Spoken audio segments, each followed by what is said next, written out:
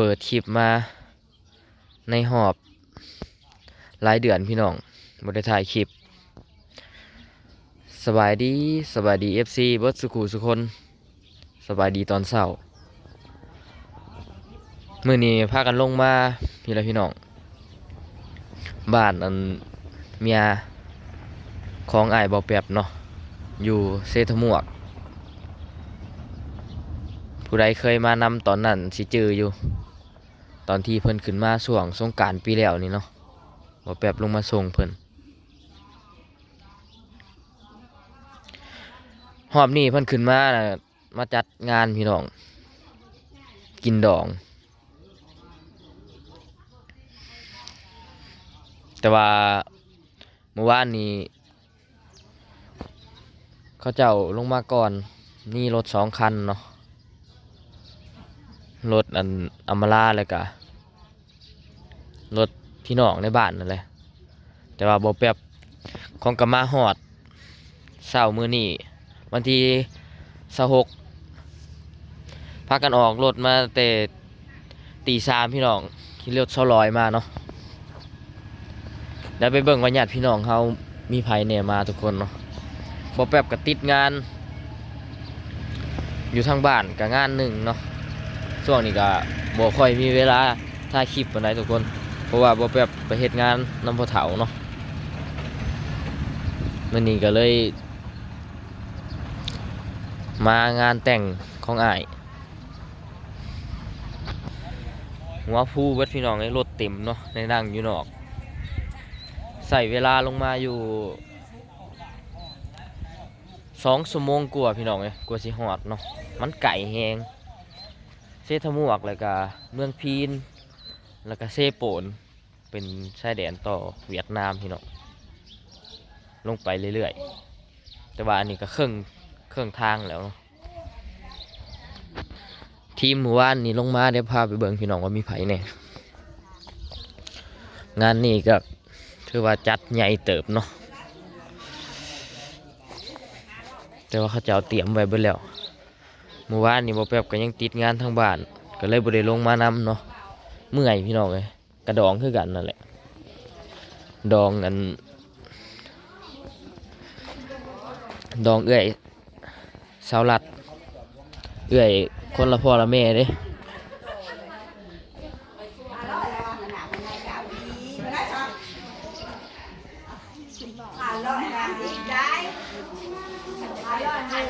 ตี2 ครึ่ง200โทรมาเนาะใครจะนอนเดินแบบ แม่น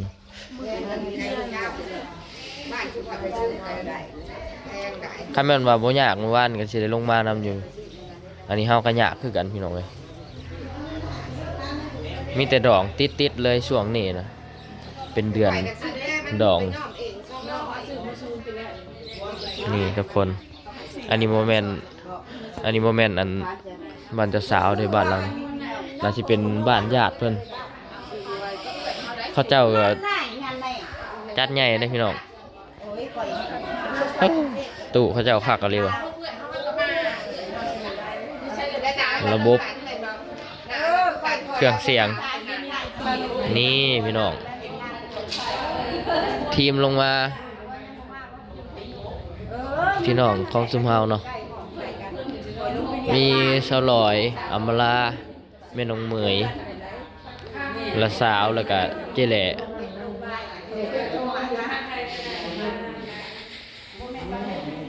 ทีมนี่นะนอนอยู่ไสว่าเมื่อคืนเนี่ยพากันนอนในนี้บ่ทีมเจ้าน่ะ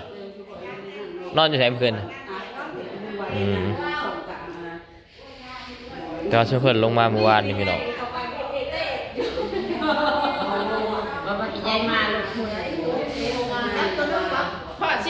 ตอนนี้กำลังพากันแต่งหน้าแต่งตาพี่น้องเพราะว่ามันใกล้เวลาแล้ว6 โมงครึ่งแล้วตอนนี้ทุกคนเลย6:34 นาทีเนาะชุมเฮาลงมาก็ถือว่าไวอยู่ฮะเฮาลงมารอบบ่หันก็ใช้เวลา2 ชั่วโมงกว่าว้าโธ่เว ผู้บ่าวยีผมขนาดอันนั้นคือสวรรค์เลยทุกคนเพิ่นเป็นทอมเนาะก็คือเป็นน้องของแม่บ่แป๊บเป็นเอื้อยเจแหละ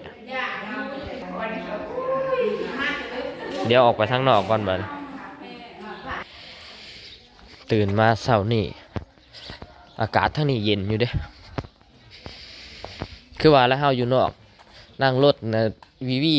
นี่ได้โซเฟอร์ล่ออยู่จักวะ 140 โอ้โหของมัน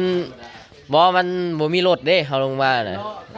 รถแม่น เพื่อนก็เคยเนี่ยจากนี้ไปลงเทสที่30 นาที แม่นอยู่ เฮาผู้นอนอยู่ทางล่างนำปรากฏว่าวู้เฮ้ยอันนี้คือญาติพี่น้องลงมา น้องแม่นเบิ่ง พอน้องเหมยซีมอนพากันลงมาเมื่อวานนี่ ไปขึ้น คือว่าซิ่งแบบเหยียบใส่คือไกลแท้ บ่เฮายังบ่ทันได้ชินกับทางเด้บ่เคยทางชอบเบิ่งข่าวเมื่อนี่แป๊บเดียวคือปรากฏว่าข่าวเมื่อนี่ยันแต่ว่าฮอดไวโพด เราเคยมาจะเชื่อ ประสบการณ์ครั้งแรกเนาะ งานก็สิประมาณนี้แหละพี่น้องเนาะจัดแบบคือกันกับบ้านเฮาแหละ พลานแล้วพลานแบบนั้นมีพลานใต้กับพลานกลางพลาน แล้วพระราชรัชกาลอยู่แล้วเป็นไปในกอง พอบ่แป๊บก็ลงมาแต่มื้อวาน แล้วทีนี้มาเลยปักหมุดมาเรียบร้อย ว่ารถใหญ่ได้ทางเฮามาเนี่ยขวดขับรถไทยนี่ต้องพี่มังงอปีหัวตาให้ประจักษ์ที่ทอง เขาเคยไปกัน1เมืองกูเงินคนที่ไปตะก้าไปเข้าสิบเดือนโลดสำโชคอันแรกโมได้ด้วย เป็นไดบ่เสือรับบ่ ดับมานำทางเลย อยากพาเลยจะเปิดเหยียบไก่โอ้ยเพิ่นเนาะมันรถไก่อยากเปิดรถ มัน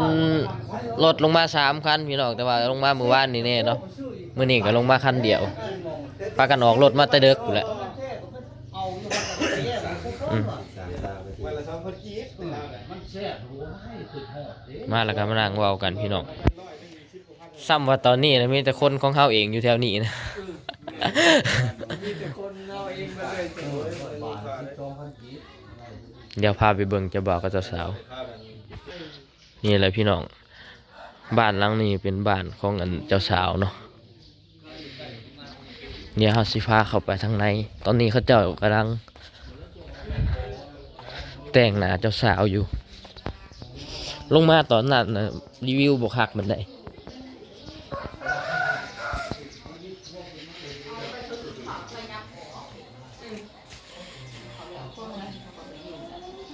จ้าอี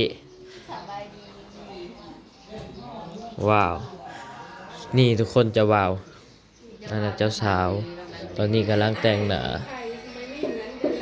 ไอ้เจ้าบอก ฮะ ไอ้เจ้าบอก จักผู้ใดอะนี่ ฉันว่าไอ้สันเลยคือไม่ใช่น้องหรอกน้องเซ็กว่ะ เพื่อนพูดเพื่อน อะไรโอ้ยสำหรับเขาเต็มวานนี่น้องก็มาบางแจงเลยปี๊บ โอ้ขอยกันยากงานทั้งนั้นเลยเมียนเอียงของเขาบ้านนี่ก็เบิดมื้อก็ลงมาพี่อีกพี่น้องอยู่พุ่นก็งานอยู่พี่ก็งาน แต่ว่า2คนนี่ลงมาเมื่อวานนี่สวรรค์ก็แสง น้องเคยมาหรือว่านิ่งๆอยู่นอนตื่นมากับพวกคนเถื่อปวดเบิดโกง อัดเต็มบ่แม่นปลากระป๋องหูจังเนาะ บอดเท่านั้นเลยจ้ะบอดมาหาดูวันว่าหนัง6-7 คนเห็นหนังทางไหน นี่แหละทุกคนงานดองกับบ่ต่างจากบ้านเฮาดอกเนาะ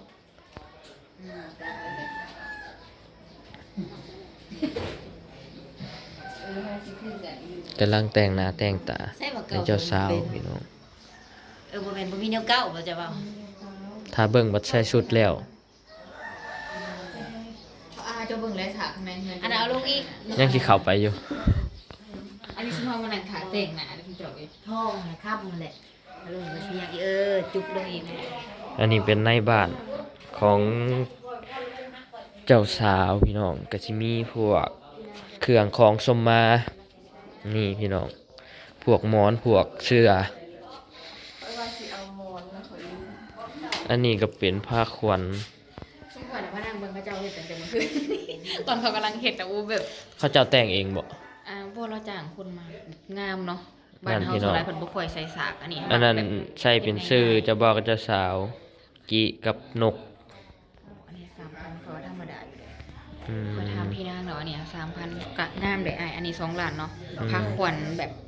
ผ้าขันหมากอย่างนี้คือแล้วเบิดแบบครบจบนะ2ล้านอันนั้นต่างหาก 3,000กับพอ บ้านเฮาวังหนึ่งเขาจ้างกันเท่าไหร่วะ3,000 ความสมองมาควันกับ อันถ้าเป็นเงินบาทก็3,000เหมือนกันเนี่ย แม่นก็สิอยู่ราวๆนี่แหละพี่น้อง งามเลยค่อยว่า สำเร็จแล้วแหละ อันนี้เป็นผ้าขวัญแห่เคยก็สิแห่อยู่นี่แล้วเนาะ แห่แต่พุ่นแล้วเขามาหน้าทางแหละ อืม แบบงามเนาะบ้านเฮาส่วนหลายบ่ค่อยใส่สาเนี่ยอุ้ยแบบว่ามานางเบิดโอ้เจ้าเด็ก นี่แหละทุกคน เด็กไม่ก็สั่นเปรียบเอาเอง งานแต่งบ้านๆเนาะก็สิบ่หรูหราปานใดพี่น้องแต่ก็ได้อยู่ถ้าแบบเครื่องของที่เขาเจ้ามาจัดให้มันก็ใส่เป็นดอกไม้ประดับเนาะก็งามเนาะเมื่อคืนนี่เจ้านอนอยู่ไสนอนกำลังใหญ่บ่ นอนปิงปองปิงปีใช่ไหมโอ้ยลุงวันเจ้าอัน เป็นหยัง เมาเบียงค่อยเลยสมมุติได้นอนแบบขึ้นไปเลยอันเอียงก็เพิ่นเฮ้ยยังว่าอันหนูเราว่ายังไงลอยๆอย่างนั้นนะเฮ้ยว่ามีโทรศัพท์เหรอก็ใช้กันได้ป่วยกันก็ออกมาได้อยู่คนละส่วนให้ เดี๋ยวเราสิอ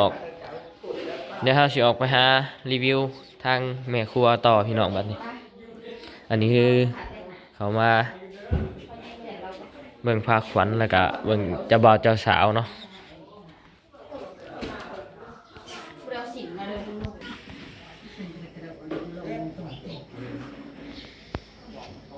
เสียงไว้นะหักเลยเด็ก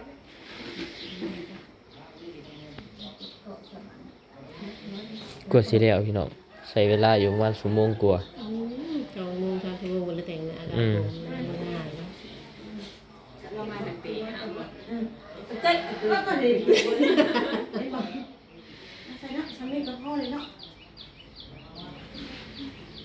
าบอกอันหนูใส่เสื้ออันนี้ซ่อนเลยบอก แล้วเล่นสิโถเตะได้ สิไปแก้ นี่แหละพี่น้องก็สิพากันรอแขกรอหยังมาพุ่นแหละได้แม่ มาเด้อมาเด้อ อีเมียเราได้ลูกไผ่2คนเลยทุกคน แต่ว่าเอื้อยบ่แป๊บน่ะบ่ได้มา เอารถกับข่าวเจ้าเจ้าก็เปิดตู้มัน โอ้ยมื้อนี้น่ะพอดลำวงเบิดมื้อแล้วแหละ เขาจังว่าเกิดแค่ เบิ่งเอาเด้อ ข่าวชมมาข่าวก็ว่าจะชมมาหึงมาดื้อกูจะเต้นเขาว่า อืม เขาบอกในดอก ปงให้ปง แสดงว่าเขาเจ้าก็มักม่วนแล้วเนาะเท่านี้นะ รถมาเธอเดียวรถขึ้นรถหมดเอาไปไม่รู้มาปั่นกันเด้อรถ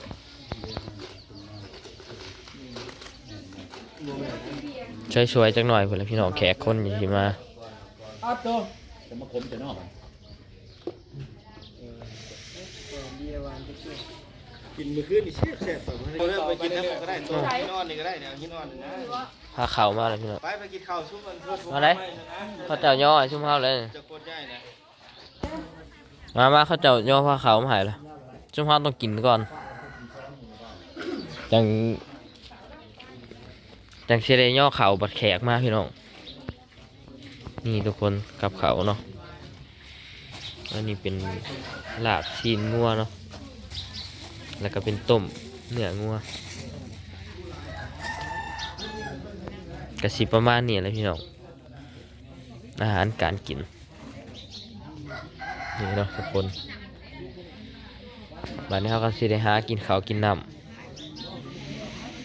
เดี๋ยวแขกคนมากับสิย่อเขาได้อบัดนี้อยู่นี่เบิดมือพี่น้องอันแล้วเนาะทุกคนคลิปนี้บ่แป๊บก็สิได้ขอเก็บภาพบรรยากาศไว้ซ้ำนี้เนาะเราเบิ่งอีกตอนสวยๆประมาณแขกคนมาจึงสิได้อัปเดตคลิปให้เบิ่งอีกเนาะไปแล้วพบกันคลิปหน้าพี่น้องสบายดี